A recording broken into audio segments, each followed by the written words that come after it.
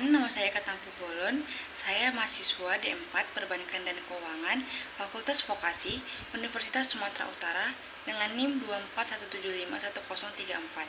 Di sini saya akan menjelaskan pengembangan karir pada PT Indofood sebagai tugas untuk memenuhi UAS Matkul Manajemen Sumber Daya Manusia. Selamat menonton. Saya akan menjelaskan sejarah singkat PT Indofood. PT Indofood ialah perusahaan yang bergerak di bidang manufaktur, makanan, dan juga minuman. PT Indofood ini berdiri pada tahun 1990 dengan nama PT Panganjaya Inti Kusuma. Kemudian pada tahun 1994 namanya berubah menjadi PT Indofood. Produk dari PT Indofood ini yang terkenal seperti Indomie, Bimoli, dan juga Indomilk. Setelah saya akan menjelaskan SWOT dalam pengembangan karir di PT Indofood. Yang pertama, Strengthen. Upaya pengembangan SDM yang dilakukan oleh PT Indofood meliputi workshop, seminar, pelatihan di dalam kelas maupun di lapangan, ataupun promosi jabatan yang lebih tinggi. Jika kompetensi dan potensi karyawan sudah sesuai, PT Indofood sering melakukan pelatihan karyawan, contohnya itu Pusdiklat Indofood di Cibodas, Pusdiklat Rambung Salang di Sumut, dan juga Pusdiklat Kayangan di Riau, dan masih banyak lagi. Selanjutnya saya akan menjelaskan weakness ataupun kelemahan dari pengembangan karir PT Indofood ini.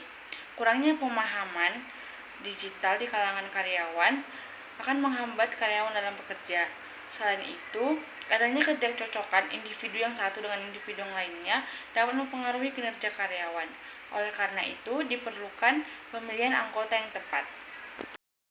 Di sini saya akan menjelaskan peluang dan ancaman yang dihadapi oleh PT Indofood. Yang pertama, peluang. PT Indofood membuat pelatihan yang disesuaikan dengan kebutuhan industri. Selain itu, PT Indofood juga memuat teknologi modern yang mendukung perusahaan untuk bertumbuh dengan cepat. Pertumbuhan internasional yang dilakukan oleh PT Indofood membuka peluang baru bagi karyawan untuk terlibat dalam sebuah proyek dan meningkatkan pengalaman mereka. Adapun ancaman yang dihadapi oleh PT Indofood yaitu semakin banyaknya perusahaan yang bergerak di bidang industri dan makanan yang dapat mengancam stabilitas karyawan. Selain itu, ketergantungan kepada bahan baku impor akan mempengaruhi peluang karir di dalam sebuah perusahaan. Setelah saya akan menjelaskan kesimpulan dan saran. Kesimpulannya, PT Indofood sudah melakukan upaya pengembangan sumber daya manusia melalui berbagai metode seperti workshop, pelatihan, ataupun seminar.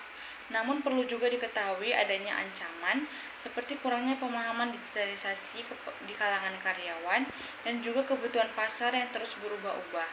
Adapun sarannya yang dapat saya berikan, PT Indofood perlu melakukan pelatihan kepada karyawan mengenai digitalisasi.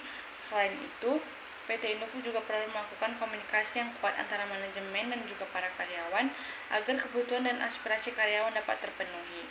Saran yang lainnya yaitu perlunya mendiversifikasi kebutuhan sumber bahan baku untuk menghindari ketergantungan pada barang impor. Sekian penjelasan saya mengenai SWOT pada pengembangan karir di PT Indofood. Semoga bermanfaat dan terima kasih sudah menonton.